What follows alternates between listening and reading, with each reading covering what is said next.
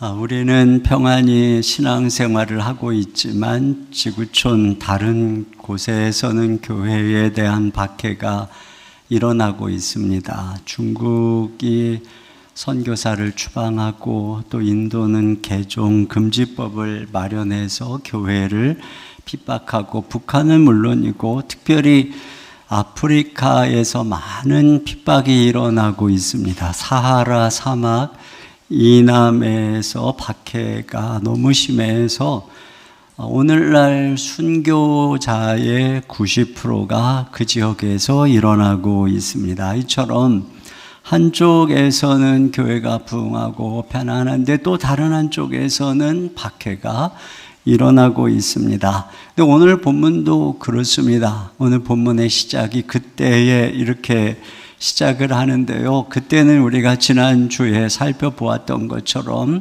안디옥 교회가 부흥하는 때인 것이죠.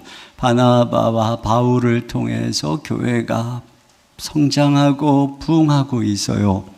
그리고 흉년이 들어서 예루살렘 교회가 매우 어려워진 상황에서 이제 세워진 그들이 또 구제금을 가지고 바나바와 바울이 예루살렘 교회를 방문했던 바로 그때입니다. 그때에 무슨 일이 일어났는가? 이 예루살렘 교회에 큰 핍박이, 박해가 일어났어요. 그래서 헤롯이 사도 중에 바로 야고보 사도를 칼로 죽였습니다.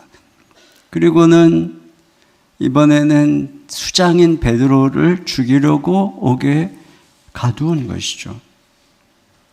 이런 엄청난 박해가 임하게 된 것입니다. 자, 그런데 우리가 이러한 상황 속에서 주목하고 싶은 것은 5절인데요. 5절을 한 번 더 읽어보겠습니다. 시작. 이에 베드로는 옥에 갇혔고 교회는 그를 위하여 간절히 하나님께 기도하더라. 네. 교회가, 즉 성도들이 이런 상황에서 베드로를 위해서 간절히 기도하고 있다는 것이죠. 교회가 특별히 기도했다는 것은 모든 성도들이 연합해서 기도하고 있다는 것이었죠. 그런데 자, 오늘 중요한 사건은 바로 여기서부터 시작이 되는 것인데, 이렇게 기도할 때에 무슨 일이 일어났나, 오늘 그것을 묵상해보고 또 이런 기적을 일으키는 기도의 특징은 무엇인가, 이것을 좀 생각해 보려고 하는데, 첫째로는 자, 기도할 때 어떤 일이 일어났냐면 하나님이 천사를 보내서 그를 구해 주셨습니다. 자, 여기 7절을 같이 보겠습니다. 시작. 보려니 주의 사자가 또 베드로의 옆구리를 차오 깨워 이르되 급히 일어나라 하니 쇠사슬이 그 손에서 벗어지더라. 네, 지금 천사가 나타나서 그를 구해주는 것이죠. 그러니까 이 박해 속에서 교회가 한 마음으로 기도하니까 하나님께서 천사를 보내주셨어요. 여러분, 소돔 성이 멸망하기 직전에 아브라함이 롯을 위해서 기도하니까 하나님이 그 성에 천사를 보내서 롯을 구해내시죠. 성 밖으로 끌어내십니다. 히스기야가 기도할 때 천사가 나타나서 아수르 군대 18만 5천 명을 하룻밤에 다 죽이십니다. 다니엘이 사자굴에 던져졌을 때에 다니엘서 6장 22절입니다. 시작. 나의 하나님이 이미 그의 천사를 보내어 사자들의 입을 봉하셨으므로. 네, 하나님이 천사를 보내서 그를 지키셨습니다. 엘리야가 아람 군대에게 포위되었던 그 도단성에서 뭘 보았나요? 열왕기하 6장 17절 하반절 시작. 그가 보니 불말과 불병거가 산에 가득하여 엘리사를 둘렀더라. 네, 대적에게는 엄청난 군대가 있고 공권력이 있습니다. 그런데 교회는, 하나님의 백성은 아무것도 없어요. 그런데 그들이 할 수 있는 것, 함께 모여서 하나님께 기도할 때 천군 천사가 함께 해주시고 하나님이 천사를 보내어 구원해 주시더라는 것이죠. 두 번째로 불가능한 기적이 일어났다는 거예요. 지금 이 상황이 이렇게 풀려나거나 구출되기는 불가능한 상황이죠. 그걸 어떻게 가두었다고 하냐면 4절입니다. 시작. 잡음에 옥에 가두어 군인 네페에게 맡겨 지키고 6월절 후에 백성 앞에 끌어내고자 하더라. 네, 군사 내식 네페니까 16명을 오직 이 베드로를 지키는 전단 병사로 배정을 했습니다. 그리고 이 베드로를 감옥에 가두고 그를 두 군사 사이에 함께 쇠사슬로 묶었어요. 그리고 꽁꽁 갇혀진, 잠겨진 감옥 안에 갇혀 있죠. 그리고 백성들은 야고보가 죽는 걸 좋아하고 민심이 지금 그러고 있어요. 그러니까 어떻게 빠져나올 수 있는 상황이 아닌 것이죠. 이제 내일은 죽는데 이런 상황에서 누군가가 가서 구출을 하려면 그 옥문에까지 가서 그걸 열어야 되고 또 쇠사슬을 그 두 군사 틈에서 잠잘 때 조심히 풀어야 되고 또 몰래 또 베드로를 깨워야 되고 두 개의 파수대를, 경비대를 지나야 되고 마지막에는 아주 거대한 철문이 있습니다. 그 쇠문을 소리 없이 열어야 되는 거예요. 굳게 잠긴 그 쇠문을. 그러니까 인간적인 방법으로 생각하면은 불가능한 것이죠. 여러분, 우리가 기도할 때 이처럼 인간적인 해결 방법이 떠오르지 않으면 낙심을 하게 되고 기도하다가 한숨을 쉬게 됩니다. 그래서 보면은 이 뒤에 가면 이 성도들이 열심히 기도하는데 그 구출된 풀려난 천사가 구해준 베드로가 나타나는데 못 믿어요. 못 믿어. 그러니까 기도를 하지만 그들도 이건 불가능해. 뭐 이렇게 생각했던 것 같아요. 그 완고한 사람의 마음을 움직이는 것, 또 어떤 중병을 치료하는 것, 직장을 구하는 것, 빚을 갚는 것, 아이를 대학 보내는 것, 가정이 회복되는 것, 우리 아이 왕따 문제 해결하는 것, 남편의 문제, 시댁의 문제 생각하면 전혀 해결점이 안 보이고 그래서 기도하려고 생각하면 한숨만 나올 수가 있어요. 자, 그런데 여기 뭐라고 되어 있냐면은 이러한 불가능한 문제가 어떻게 해결이 됐느냐. 여기 10절에 그 거대한 쇠문이 저절로 열렸는지라. 여기 저절로라고 하는 이 단어가 이 모든 걸 설명해 주고 있어요. 그러니까 자동으로, 그러니까 베드로가 이 천사를 따라가니까 그냥 다 저절로 열리더라. 이게 그냥 내가 생각하는, 그러니까 어떤 이성적으로 이해가 안 되는 일들이 막 생기고 기도를 하니까 기적이 일어나가지고 모든 문제가 척척척척 풀려지더라. 이거죠. 그러니까 여러분, 기도라고 하는 것은 내가 무슨 해결책을 제시하고 하나님 이렇게 해주세요 라고 하는 것이 아니에요. 이렇게 하면 우리가 해결책이 안 보이면 기도를 못해요. 낙심할 수밖에 없는 것입니다. 기도는 이게 이성적으로 불가능하지만 하나님은 가능하시다는 마음으로 믿고 그 해결 방법도 주님이 알아서 하실 것을 믿고 간구하는 것이에요. 여러분, 우리 눈에는 천사가 안 보이죠. 그러나 우리도 기도하면서 한 걸음씩 걸어가는 것은 마치 천사를 따라가는 것과 같아요. 그래서 베드로가 천사를 따라갈 때 하나씩 문제가 다 해결되는 것처럼 우리가 그렇게 기도하면서 한 걸음씩 걸어가면은 문제가 해결되는 거예요. 이 쇠사슬이 풀어지는 거예요. 옥문이 열려지는 거예요. 그 파수대를 어떻게 지나지? 그 첫째 파수대도 지나고 둘째 파수대도 지나고 저 거대한 쇠문이 어떻게 열리지? 그게 스르륵 열리는 것이죠. 여러분, 우리가 기도하고 믿음으로 걸어갈 때 이런 일이 일어나는 것입니다. 결국은 천사가 어디까지 인도를 합니까? 쇠문이 열리고 시내로 나와서 한 거리를 지나서 이제 안전한 곳에 이를 때까지 천사가 그를 인도하고 있는 것을 보게 되는 것이죠. 여러분, 우리가 이와 같이 하나님께 간구할 때 이 불가능했던 문제가 이와 같이 해결이 되는 것이에요. 또 세 번째로 공권력의 횡포를 이깁니다. 이렇게 베드로가 정신 차리고 11절에 뭐라고 그러는지 보세요. 같이 읽습니다. 시작.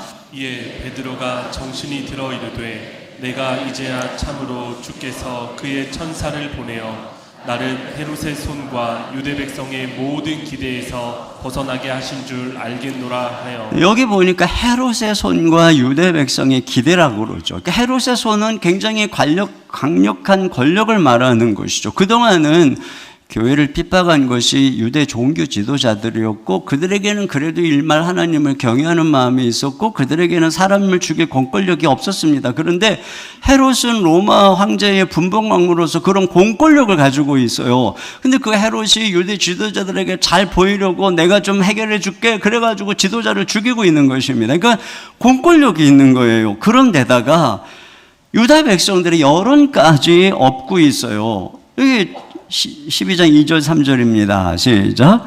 요한의 형제 야고보를 칼로 죽이니 유대인들이 이 일을 기뻐하는 것을 보고. 네, 여러분 정치 권력이 여론을 등에 입으면 그야말로 그냥 무소불위의 권력이 되는 것입니다. 거칠 것이 없는 것이에요. 지금 이런 상황이에요. 자, 그런데 교회가 이런 상황에서 그 당시에 아무것도 없는 이런 상황에서 어떻게 할 수 있는 것이 없으니까 기도하는 것이에요. 그랬더니 하나님께서 그런 엄청난 공권력에서 그런 여러 가지 여론 민심의 압력에서 교회를 벗어나게 해주시고 구해주셨다, 이 얘기를 하고 있는 것이에요. 네 번째로 역사 가운데 공의의 심판이 임한다는 것입니다. 결국은 이 헤롯의 운명이 어떻게 되는가? 뒤에 20절 이하에 보면은 그가 죽어요. 그가 연설을 하는데 사람들이 와, 이건 신의 소리다 이렇게 막 칭찬을 하니까 교만해져가지고 하나님께 영광을 돌리지 않아서 이 천사가 와서, 주의 사자가 와서 그를 칩니다. 그래서 벌레가 먹혀서 죽었다 이렇게 얘기를 하고 있어요. 뭐 안에 있는 회충이나 어떤 것들이 막 장을 막 뒤틀려가 막아가지고 장폐색으로 죽었다 이렇게 해석하는 분들도 있는데, 어쨌든 중요한 것은 뭐냐면은 주의 사자가 그를 쳤다는 것이죠. 하나님의 심판을 받았다는 것입니다. 자기의 권력을 마음대로 이용해가지고 무지한 야고보를 칼로 죽이고 또 교회를 핍박한 이 헤롯을 향해서 하나님이 심판했다는 것을 알 수가 있어요. 그런데 저는 이런 생각이 들더라고요. 헤롯이 죽는 타이밍이, 사실 차라리 하나님이 어차피 기왕의 천사를 보내신 김에 베드로를 구출하시고 그날 밤에 이 천사를 헤롯의 집에 보내가지고 그를 심판했으면, 아, 이게 정말 하나님이 심판했구나 이렇게 될 텐데 이 타이밍이 좀 늦어요. 왜 그러냐면 이게 좀 헤롯에게 회개할 기회를 주시는 것입니다. 그런데 악한 자들은 그걸 오해합니다. 그래서 오히려 이 아무 일도 일어나지 않는 이것을 보면서 봐봐, 하나님이 어디 있어? 이렇게 하면서 점점 더 강팍해지는 것이죠. 이게 지금 이 사건이 누가 봐도 베드로가 이게 감쪽같이 사라진 것은 기적입니다. 이걸 풀어주면은 이 군사들은 자기들이 죽는데 그걸 풀어주겠습니까? 16명씩이나 되는 그들이 지키고 있었는데 말이죠. 그러니까 이런 상황에서 감쪽같이 그가 풀려났다면, 야, 정말 하나님은 살아계시는구나, 이렇게 생각을 해야 되는 것이에요. 그걸 뉘우쳐야 되는 것이에요. 두려워해야 되는 것입니다. 그런데 헤롯은 이 일로 인해서 이 군사들을 다 죽입니다. 16명을 다 죽여요. 점점 마음이 강팍해지고 더 나아가서는 하나님이 가장 싫어하는 이 교만에 이르게 되는 것입니다. 결국은 하나님이 그를 내버려 두시는 거예요. 그러니까 그분의 오래 참음은 내버려 두심이 되는 것입니다. 그래서 죄악이 극에 달하는 것이에요. 오히려 그가 더 교만해지도록 사람들이 막 박수 쳐가지고 그의 교만을 부추기게 허락하시는 것이에요. 그러니까 그가 아나무인이 되는 것이죠. 결국 이와 같이 점점 강팍해지고 교만해지는 것, 이것이 바로 하나님이 그를 죽이기로 작정했다는 것을 보여주는 것입니다. 결국 때가 참에 심판에 이르게 된 것이죠. 여러분, 이들뿐이 아니에요. 예수님을 십자가에 못 박고 사도들을 핍박하고 교회를 잡아 죽이고 했더니 사내들인 공회의 수장들, 또 안나스 갈바와 같은 대제사장들, 그 많은 유대인들, 여러분, 그들이 지금 다 여전히 기세등등한 그런 상황입니다. 하나님이 정말 살아계신가? 이런 생각이 들죠. 여전히 이것도 뭐냐? 이것도 기다리는 거예요. 회개를 기다리시는 하나님의 자비하심인 것입니다. 그러나 그들은 그걸 이용합니다. 하나님의 그 인자하심을 이용합니다. 그래서 더 강팍해지는 거예요. 결국 AD 70년에 로마의 지도에 의해서 예루살렘 성은 무참하게 짓밟힙니다. 로마의 지도 장군이 4개 이상의 군단 병력 8만 명이 넘는 대군을 이끌고 예루살렘을 포위하죠. 토성을 쌓고 결국은 예루살렘에 함락됩니다. 그때가 6월절 명절을 지키려고 전국 각처에서 온 유대인들이 다 성 안에 있었습니다. 그래서 당시 멸망의 기록에 의하면은 이때에 살육을 당한 유대인들이 110만 명이라는 거예요. 예루살렘에는 한 10만 명 정도의 인구가 평소에 살아요. 그런데 전국에 흩어져 있었던 디아스포라 유대인들도 유대 전역에 있었던 그들이 110만 명이 거기에 몰려 있었다는 거죠. 물론 뭐 거기에서만 죽은 건 아니겠죠. 뭐 이 유대 지역에서 죽은 인원들 포함할 수 있겠지만 하여튼 하나님이 이 명절에 흩어져 있었던 자들까지 다 불러서 모두 처참하게 심판한 것입니다. 그러니까 뭐 그런 제사장들도 지도자들도 다 죽임을 당한 것이죠. 무서운 심판이 임한 것입니다. 예수 그리스도를 십자가에 못 박고 교회를 핍박한 그들을 향한 무서운 심판인 것이죠. 이때서부터 1000년이 넘도록 유대인들은 나라를 잃고 방황하고 서론과 핍박을 당했던 것입니다. 여러분, 교회가 기도할 때 이와 같이 이 땅에 하나님의 공의와 통치가 심판이 임하는 것입니다. 그러니까 이 세상이 불의해질수록 우리가 기도해야 되는 것이, 하나님이 어디 있느냐 이것이 아니라 이 세상이 불의해질수록 어두워질수록 기도하는 가정, 교회, 민족 가운데 우리 주님의 공의의 통치가 임하게 되는 줄로 믿습니다. 두 번째로 이런 기적을 이룬 기도의 특징은 무엇일까요? 첫째로는 여기 보니까 이 교회의 연합기도라고 하는 것입니다. 5절을 다시 한번 보겠습니다. 시작. 이에 베드로는 옥에 갇혔고 교회는 그를 위하여 간절히 하나님께 기도하더라. 여기 보면 교회가 기도했다라고 하는 표현이 아주 특별한 것입니다. 이건 뭐냐면 베드로를 위해서 온 교회가 한 마음으로 기도했다는 것이에요. 그래서 12절 봅니다. 시작. 깨닫고 마가라 하는 요한의 어머니 마리아의 집에 가니 여러 사람이 거기에 모여 기도하고 있더라. 여기 여러 사람이 모여서 기도하고 있다고 하는데 이 번역이 우리가 언뜻 들으면 몇몇 사람 이렇게 이해하는데 이거 원어에 보면은 히카노이라고 하는 이 단어는 이거는 many, great, large 이거예요. 그러니까 많은 사람이 모여서 거기서 기도하고 있었다는 것입니다. 근데 여러분 생각해 보면 당시에 이게 지금 이들이 지금 예루살렘 그 성에서 성전에서 많이 다 모여서 기도하시는 상황이 아니잖아요.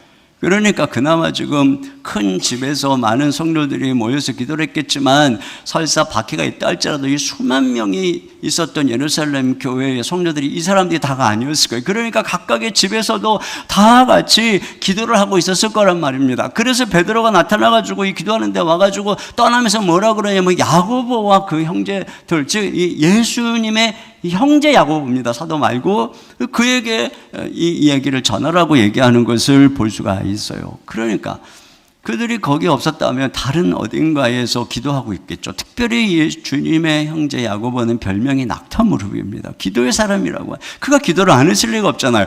그리고 또 여기 이때에 누가 왔었다고 그랬어요? 바나바하고 바울이 왔었다고 그랬잖아요. 여기 25절을 한번 보겠습니다. 25절 시작.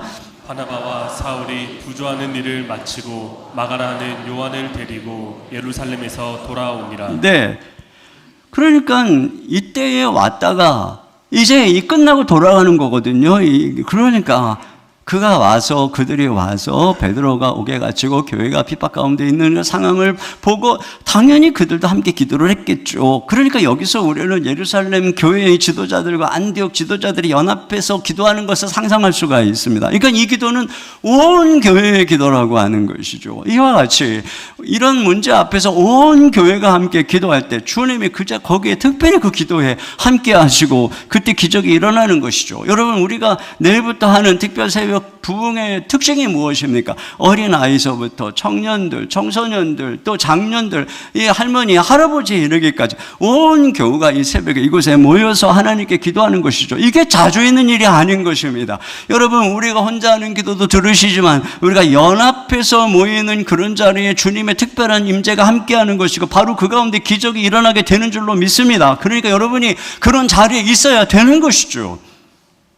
또 이 기도의 특징은 간절하고 지속적인 기도입니다. 자, 12절 봅니다. 시작. 깨닫고 마가라는 요한의 어머니 마리아의 집에 가니 여러 사람이 거기에 모여 기도하고 있더라. 네, 이 지금 누가 얘기도 안 했잖아요. 뭐 소식을 우리가 기도하고 있어 소식을 전할 수 있는 상황도 아닌데 베드로가 깨닫고 가는 거예요. 마가 요한의 어머니 마리아의 집에 말이죠. 갔더니 거기 기도하고 있더라. 이건 뭐냐면 이게 초대교회에서는 항상 이와 같이 거기서 기도를 하고 있었다는 것입니다. 이것이 바로 여러 가지 위기와 어려움 속에서 그들이 승리할 수 있었던 비결이라고 하는 것을 알 수가 있어요. 그런데 여기서 우리가 주목할 것은 그 장소를 마가 요한의 어머니 마리아의 집이다 이렇게 얘기를 하고 있어요. 그 마리아가 마가 요한의 어머니다 이렇게 친절히 설명하고 있어요. 아마도 이곳이 예수님이 최후의 만찬을 했던 그 넓은 다락방일 것입니다. 그리고 오순절날 그 많은 사람들이 모여서 간절히 기도했던 곳이 바로 여기일 것입니다. 그러니까 그 이후로도 무슨 일이 생기면은 이 성도들이 특히 지도자들이 함께 이곳에 모여서 기도를 했을 것입니다. 그러니까 마리아는 자신의 집을 이와 같이 기도의 장소로 제공한 것이죠. 그런데 그 집이 누구의 집이냐? 바로 마가 요한의 모친의 집이다. 이렇게 얘기를 하고 우리가 좀 전에 읽었지만 이제 마지막 절에 보면은 뒤에 이 바나바와 사울이 마가 요한을 데리고 떠났다 이렇게 기록을 하고 있어요. 그러니까 이 마가 요한은 바로 이 시대의 선교 여행의 이 위대한 사도들의 동역자가 된 것이고 훗날 마가복음을 기록하는 교회의 지도자가 되었다는 것이죠. 그러니까 어머니가 집을 오픈해서 기도하고 섬기는 바로 그 가정에서 이러한 지도자가 나왔다. 그걸 지금 일부러 얘기를 하고 있는 것입니다. 여러분 이것이 바로 가정을 오픈해서 섬기는 가정의 축복이에요. 우리가 이 다락방으로 모일 때 여러분 다락방이라고 하는 이유가 무엇이겠습니까? 우리가 집을 오픈해서 예배를 드릴 때 그것이 바로 이 마리아의 다락방처럼 되는 것입니다. 우리가 가정을 오픈해서 함께 예배를 할 때 천사들을 영접하는 것이고 주님이 그것에 임재하는 것이고 축복이 임하는 것이죠. 그러니까 여러분 다락방으로 모일 때 여러분이 집을 오픈해서 초청하십시오. 교육자님들이 여러분들을 신방할 때 기쁨으로 영접하십시오. 거기에 큰 은혜가 있는 것입니다. 자, 그런데 여기서 우리가 주목할 것은 그들이 거기서 모여서 기도하더라라고 하는 이 단어의 시제입니다. 여기 모였다라고 하는 단어, 기도하다라고 하는 단어가 둘 다 현재 완료 분사형입니다. 그러니까 이미 모였고 계속 모여 있었다 그런 뜻이고 이미 그들이 기도하고 계속 기도하고 있었다라고 하는 것입니다. 그러니까 여기 앞에 5절에 베드로가 갇혔을 때부터 그들이 기도를 시작한 거예요. 다 같이 모여서 우리 기도하자. 근데 그때가 무교절이죠. 무교절이 일주일입니다. 일주일 동안 무교절을 지내고 마지막 날이 6월절입니다. 그런데 드디어 6월절이 된 거죠. 내일이면 죽는 거예요. 근데 그날 밤에 천사가 베드로를 구해줬어요. 그리고 가서 보니까 그들이 거기서 기도하고 있더라 그거예요. 그러니까 그들이 그 처음에 베드로가 옥에 갇혔을 그때서부터 며칠 동안 계속 그들이 모여서 간절히 기도하고 있더라. 이걸 얘기를 하고 있는 것이죠. 그러니까 이들의 기도는 잠시 한번 모였다가 그냥 끝난 그런 기도가 아니라 지속적인 기도였다는 것이에요. 여러분 오순절날 성령님이 강림하실 때에도 그들이 그 장소에서 열흘 동안 간절히 기도할 때 그런 엄청난 약속이 이루어지는 것을 보게 된 것이죠. 이와 같이 교회가 함께 모이는 것, 그리고 함께 모여서 지속적으로 기도할 때 그곳에서 주님의 뜻이 나타나고 주님의 기적이 나타나는 것이죠. 그러니까 지속적인 기도가 중요한 것이에요. 뒤에 가면은 이 헤롯이 충이 먹어서 죽었다고 하는 이 부분도 우리가 생각해 볼 때, 아, 교회가 계속 기도하고 있구나. 이걸 우리가 알 수가 있어요. 그러니까 교회가 기도할 때 악한 통치는 사라지고 이 주님의 선한 통치와 다스림이 임하게 되는 것입니다. 여러분 교회가 기도한다라고 하는 것은 단지 공의가 나타날 뿐 아니라 하나님이 그들을 그 민족을 지킨다는 의미도 되는 것입니다. 여러분 아까 말한 이 예루살렘의 멸망은 이 두 가지 측면을 다 담고 있어요. 한편에서는 성도들이 기도를 했기 때문에 예수님을 못 받고 성도들을 죽이고 쫓아낸 그들을 향한 공의의 심판이 결국은 기다림과 기다림 속에 주님의 예언대로 임한 것입니다. 근데 또 다른 한편에서 보면은 그들이 멸망한 연대가 AD 70년 경이죠. 이때쯤 되면은요, 예루살렘에 있는 모든 교회는 다 핍박으로 쫓겨나고 사도들도 다 떠나고 그리고 이방 속에서 사도들은 복음 전하다가 다 순교한답니다. 결국은 그들을 위해서 더 이상 기도할 교회가 그 성에 없는 거예요.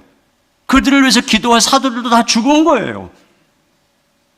이와 같이 그들을 위해서 기도할 교회가 없고 기도할 자가 없을 때 그들이 멸망받는 것입니다.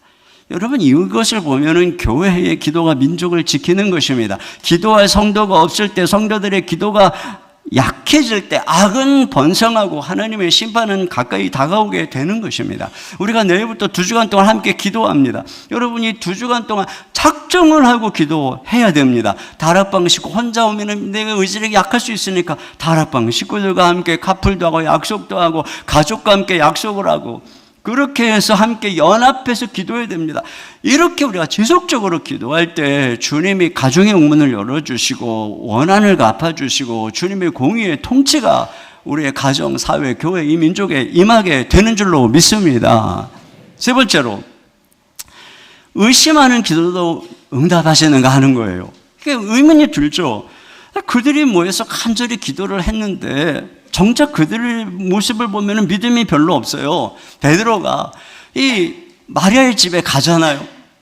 기도하고 있는 그들에게 가요. 그래서 문을 막 두드리니까 로데라고 하는 여자아이가 나와요. 그리고서 누구세요? 그러니까 베드로가 나다. 그런데 그 소리를 듣고 이 로데가 와, 우리가 기도했더니 하나님이 베드로를 구원해서 보내주셨네. 그리고 문도 안 열어주고 너무 기뻐가지고 기도하는 사람이 뛰어들어가가지고 베드로가 구출됐어요. 베드로가 왔어요. 이렇게 얘기를 합니다.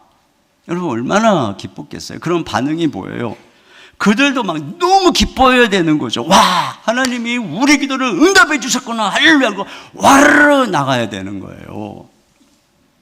여러분, 그게 정상이죠. 이 소녀는 그렇게 반응을 한 것이에요. 그 목소리를 듣고 정말 어린아이, 이게 어린아이 믿음이에요. 그런데 어른들의 반응이 어떤가 보세요. 자, 15절입니다. 다 같이요. 시작. 그들이 말하되 내가 미쳤다 하나 여자아이는 힘써 말하되 참말이라 하니 그들이 말하되 그러면 그의 천사라 하더라. 네가 미쳤다는 거예요. 로데 어린아이 아니라고. 네가 미쳤다는 거예요. 그래도 계속 참말이라고 그러니까 그렇다면은 그의 천사일 거야. 수호 천사일 거야. 이 유대인들은 어떤 생각들을 갖고 있어요. 어떤 사람에게는 수호 천사가 있는데 그가 죽으면 그 수호 천사가 방문한다. 뭐 이런 얘기가 뭐 있대요. 그건 이 사람들의 생각이 뭐예요? 죽었다는 거예요, 베드로가. 그러니까 기도를 하면서 풀려났다고 하는데 안 믿고 전혀 어떤 믿음도 없고 기대도 없는 이런 모습을 우리가 보게 되는 것이죠.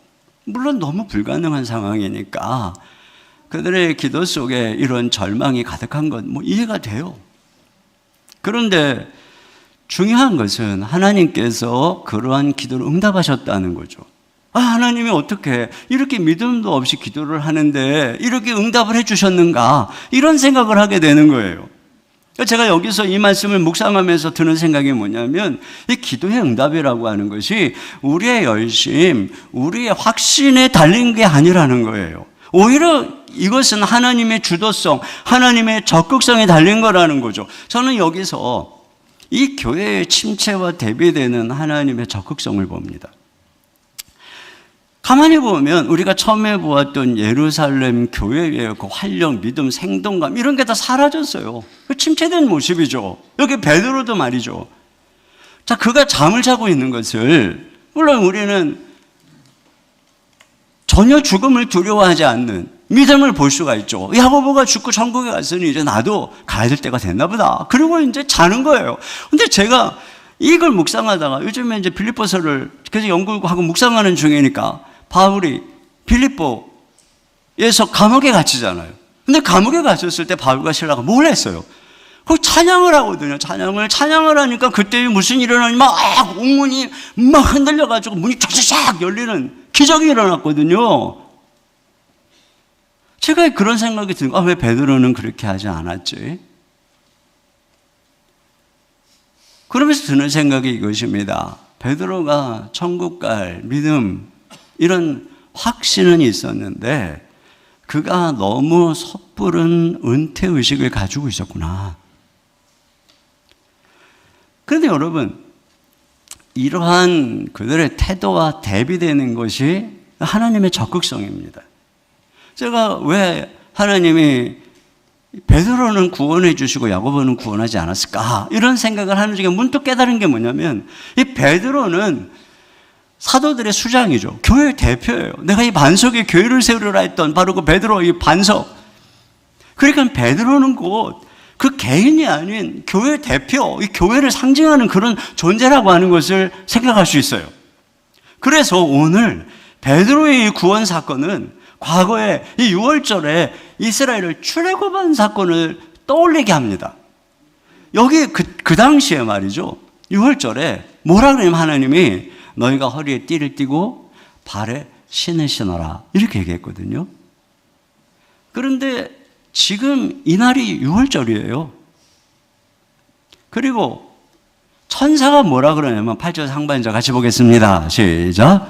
천사가 이르되 띠를 띠고 신을 신으라 하거늘. 네.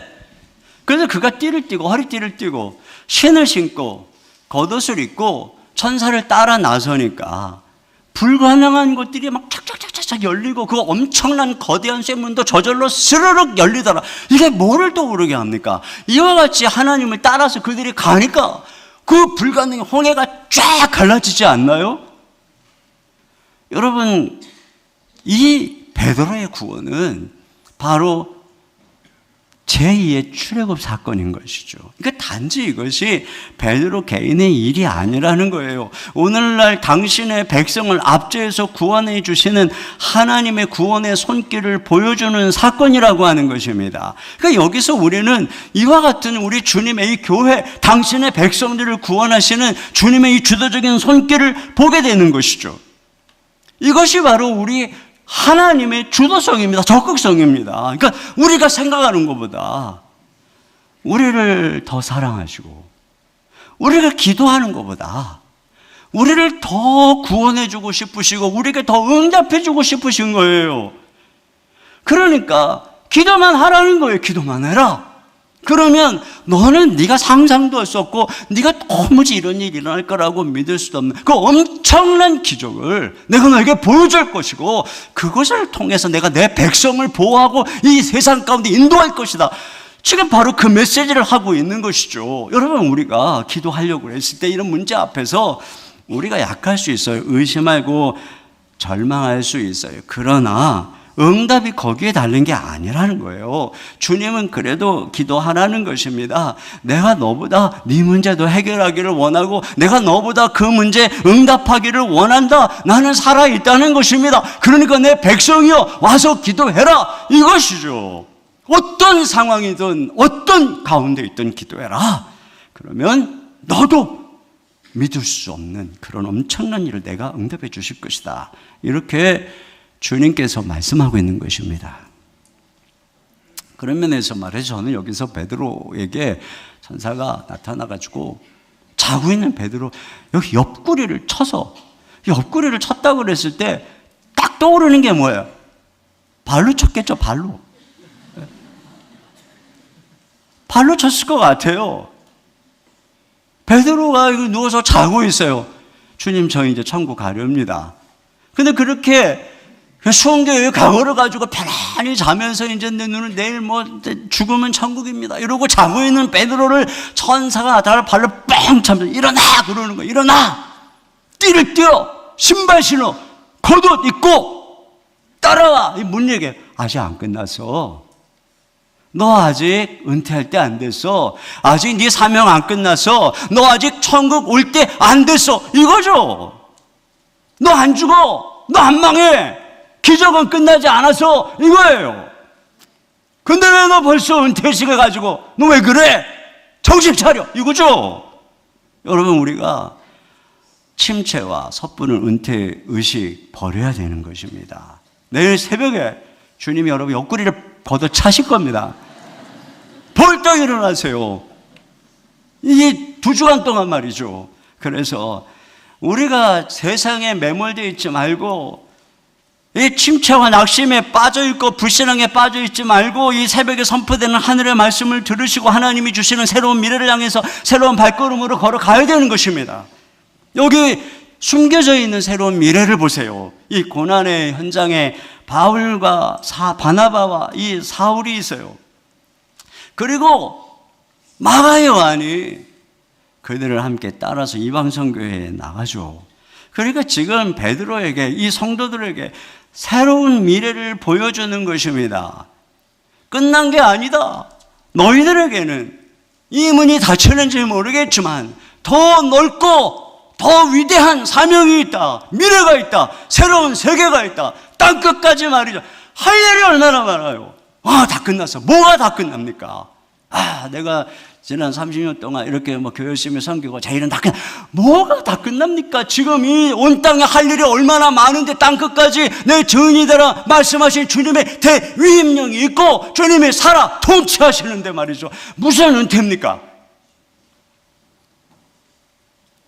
결국 여기 베드로가 이 이후에 그의 주무대도 이방이 되는 거예요. 이방 땅이 되는 것입니다. 물론 나중에 15장에 가면은 예루살렘 공회에 그가 나타나지만 서신서를 보면은 그가 안디옥 교회도 방문하고 또 전설에 가면은 그가 로마에서 순교했다고 그러죠. 그래서 로마에 가면은 지금도 엄청난 베드로 대성당이 세워져 있잖아요. 하나님의 역사는 끝나지 않습니다. 절망, 패배의식, 섣부른 은퇴의식을 버리고 기도하면서 하늘의 꿈을 꾸고 새로운 꿈을 꾸며 일어나 걸어가시기를 주님의 이름으로 축원합니다. 결론입니다. 이런 의문이 계속 남죠. 왜 베드로는 구해주시고 야곱은 죽었을까? 야고보가 가졌다고 기도를 안 했을 리가 없잖아요. 근데 왜 하나님은 야고보를 데리고 갔을까? 우리는 그 이유를 몰라요. 왜 또 베드로는 나중에 십자가 거꾸로 달려 순교하고 왜 또 요한은 오래 살게 했을까? 왜 세라 요한은 그렇게 일찍 죽고 왜 요나단도 일찍 죽었을까? 우리는 몰라요. 자, 그런데 왜냐하면 각자의 가는 길 사명이 다 다르기 때문에 그런 것이죠. 그런데 우리는 이 야고보의 죽음에서 떠오르는 사건이 있어요. 그게 뭐냐면 야고보와 요한이 자기 어머니 치맛바람을 동원해가지고 예수님께 와서 자기들이 예수님 좌우편에 앉게 해달라고 그랬어요. 그때 예수님께서 너희가 무엇을 구하는지 너희가 모른다 그러시면서 예수님이 마셔야 될 잔과 예수님이 받아야 될 세례가 있는데 너희가 거기에 참여할 수 있느냐고 물었습니다. 그때 그들이 할 수 있다고 그랬어요. 그게 뭔지도 모르고. 결국은 그 의미가 나타난 것이죠. 예수님이 받아야 될 잔과 세례는 죽음이었어요. 그 뒤에 영광이 이렇게 된 것이죠. 네가 내 영광의 좌우편에 앉으려면 너희도 이 잔을 받아야 돼. 그거죠. 바로 오늘 그 의미가 나타난 것입니다.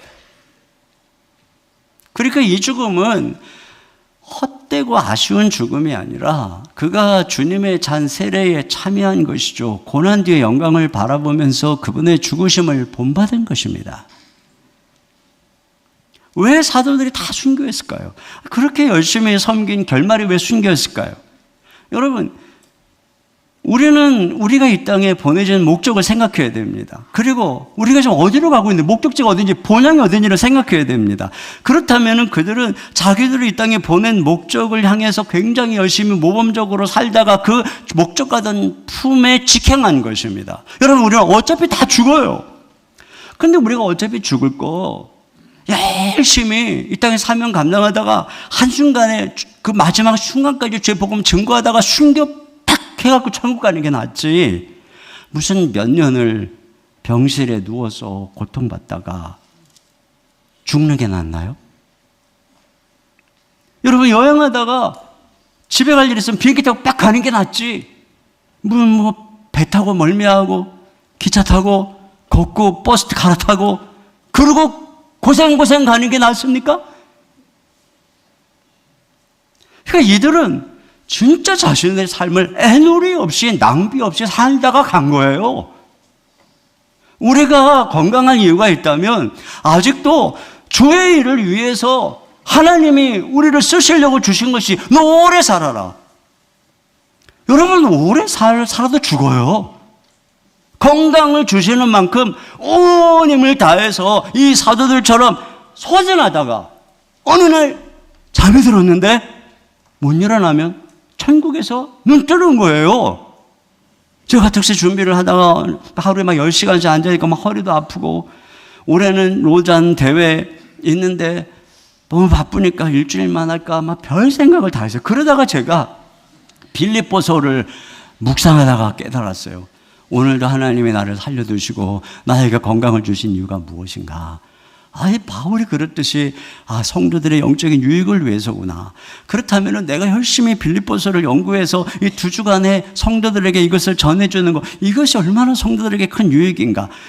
그런 생각이 들더라고요. 특별히 그리고 이게 2주간을 새벽에 연구를 하지 않으면 성경의 한 권을 끝낼 수가 없어요. 그러니까 맨날 찌끔찌끔 그러잖아요.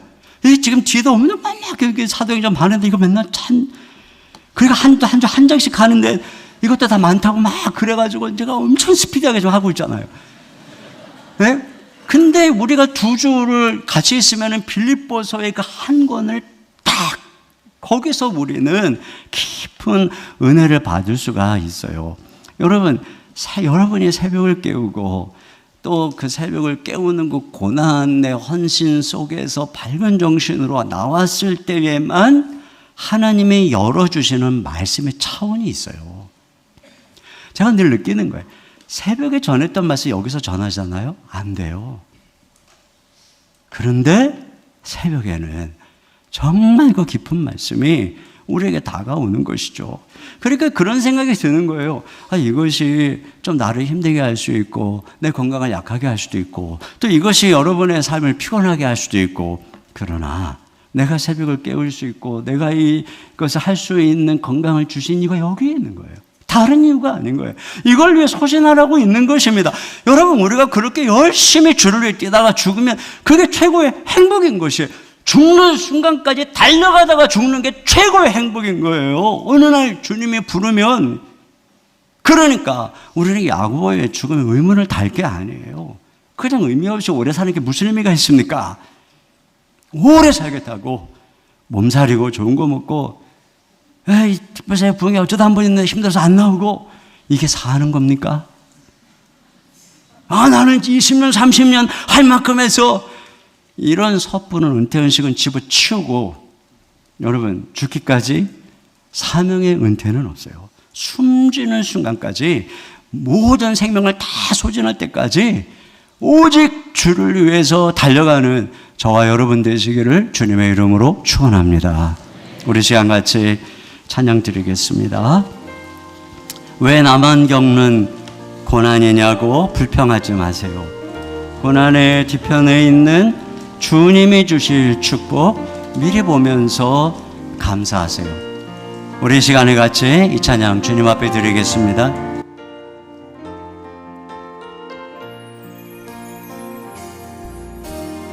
자리에서 일어나서 찬양하겠습니다. 나만 겪는 고난이냐고 불평하지 마세요.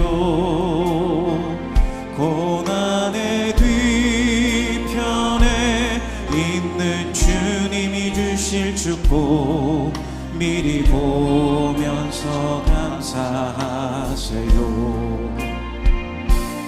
너무 견디기 힘든 지금 이 순간에도 주님이 일하고 계시잖아요. 남들은 지쳐 앉아 있을지라도 당신만은 일어서세요. 힘을 내세요. 힘을 내세요. 주님이 손잡고 계시잖아요. 주님이 나와 함께함을 믿는다면 어떤 있잖아요. 찾아왔는지 왜 이런 슬픔 찾아왔는지 원망하지 마세요. 당신이 잃은 것보다 주님께 받은 은혜 더욱 많음에 감사하세요.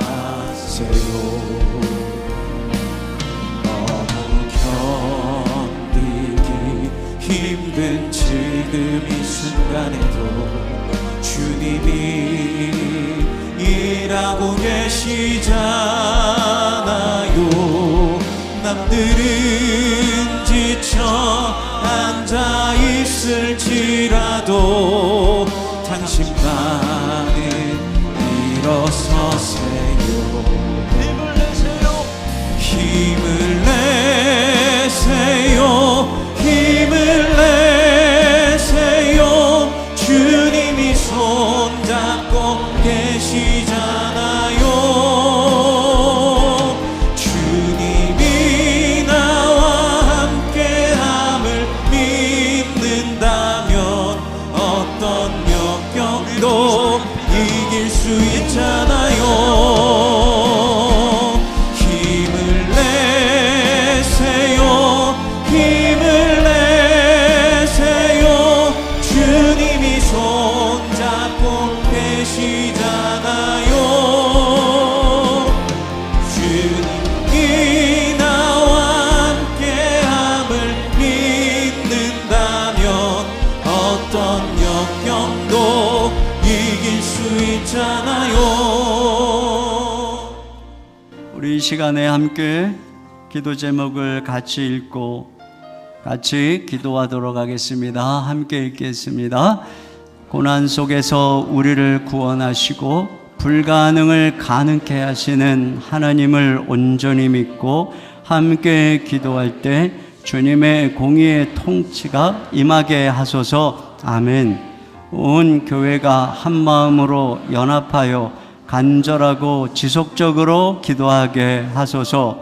우리 가정의 옥문을 열어주시는 하나님의 놀라운 기적을 경험케 하소서. 아멘.